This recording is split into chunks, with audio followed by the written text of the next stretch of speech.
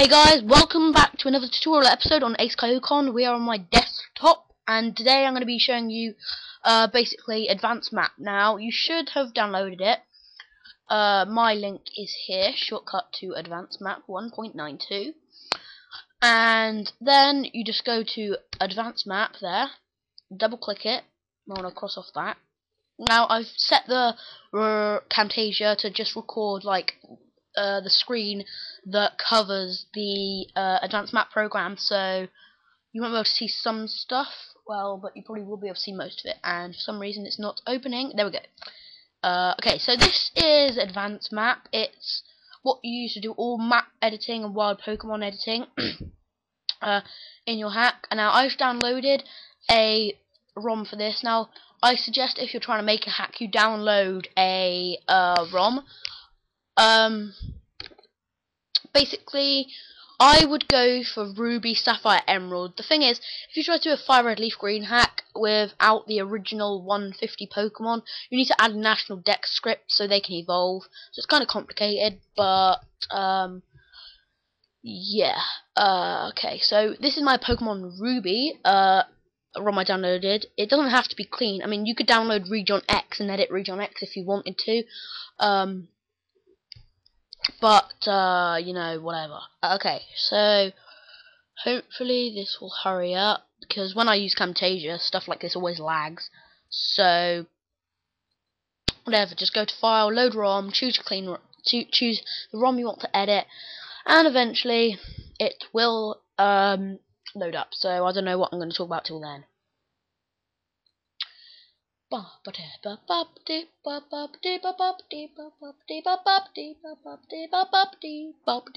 Sorry about my singing. I always sing when I'm just waiting for something. There we go. Okay, so you see this sort by bank map. Now what I do is usually go sort by map name. And after a while, again, we have to wait. Okay, there we go. So basically you click from header, and then you have a big list of everything. So just choose the map you want to go to. Now I'm just going to start a Little Root Town. These are all the maps inside that actual thing. So Little Root Town, this is the actual town itself, and then the others are houses and stuff like that. It's not too complicated. I mean, after you've played around with this Advanced Map a little, you'll get to know what's happening, and yeah.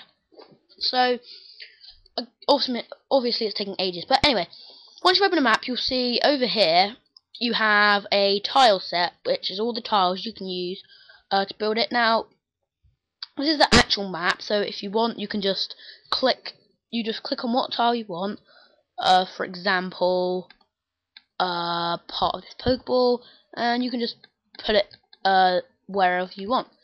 I'm not going to do that. And when you've done it, double click the map you were in and click Save Changes. I'm not going to save that. So you can get grass, and you can add grass around here. You can get some of this and add it there. You can do a whole bunch of stuff. Just mess around with it. And if you're making a hack, just see what looks good, basically. See what looks good while you're doing it, and eventually you'll find yourself happy. So you could just put that there. You could put some there as well.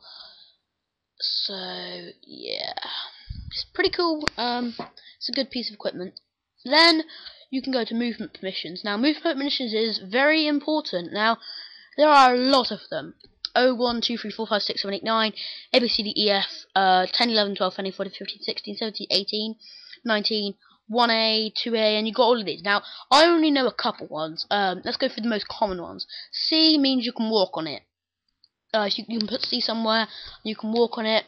If I put C there, it means I can walk on it. Now, 1 means you can't walk on it. So you might want to consider that.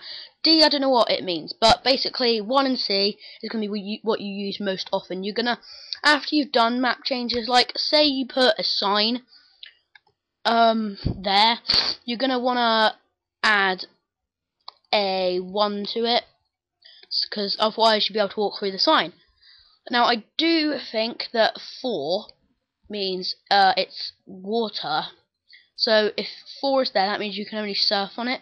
There's loads of others, but I'm not going to go through that. Now events is stuff that happens. It's a bit more complicated, unfortunately, so I won't be able to explain events in this episode because it's kind of complicated. But basically it's the stuff that happens, like the people walking around and everything. Yeah, and if you have a script editor, you can click open script and change the script to something with your XSE, Extreme Script Editor, which I showed you. You see all this stuff, and yeah. But scripting is a completely other matter, so I'm not going to go into that. Next is wild Pokemon. Now, if you've added grass to a map, now obviously wild Pokemon, you can change the wild Pokemon. If you've added grass to a map like that, unless you create some new data, you won't be able to find any Pokemon there. So you can go like this. You can do this to create different grass, for example. Click OK.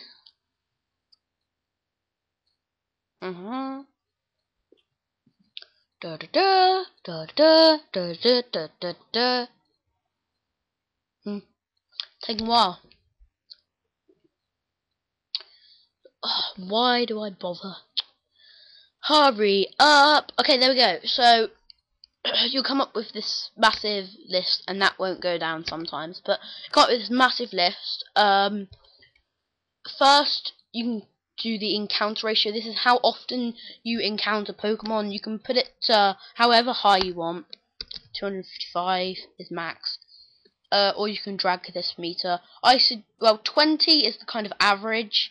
It varies, but 20 is the kind of average. And then you've just got to put loads of Pokemon down here. If you put like a Bulbasaur there, and then a Ivysaur there, but you can't leave any please choose. So you could put, and adding more of one Pokemon, like having 3 Bulbasaurs against 1 Ivysaur. Bulbasaurs would obviously be more common, so put what you want to be in common, have more of them.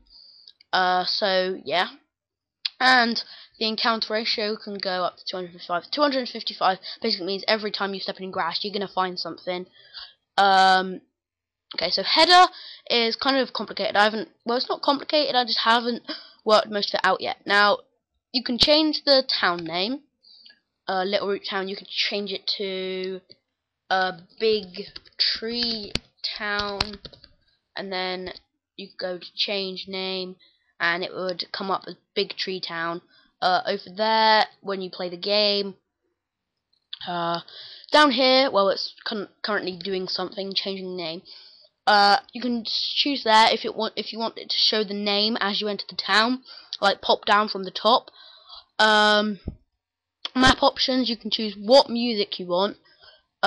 You can choose there's a cave, what kind of type of village or something. You can choose what weather goes into it and what fight type. I don't know what the cave type and fight type means. I just know the weather.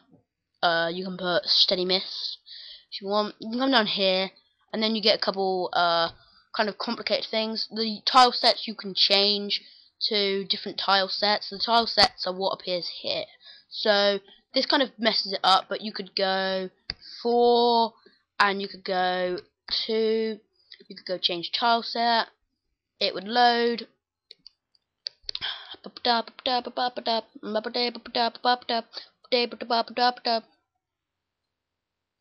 And it loads eventually when pigs fly, obviously.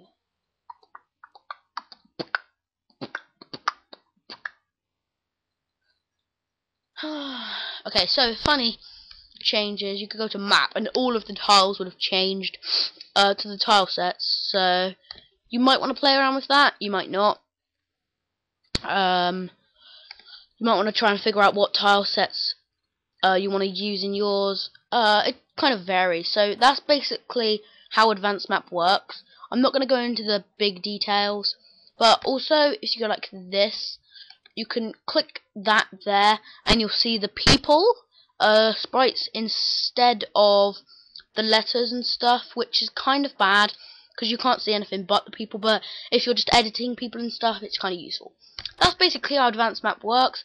You can play around with it if you want. I'll go into deep advanced map tutorial later on in the game, in the tutorial series. But for now, I guess it's goodbye. Let's see how much time this took up. Oh wow, that was a long time. Anyway, that's basically how you use advanced map. I will see you guys in the next tutorial.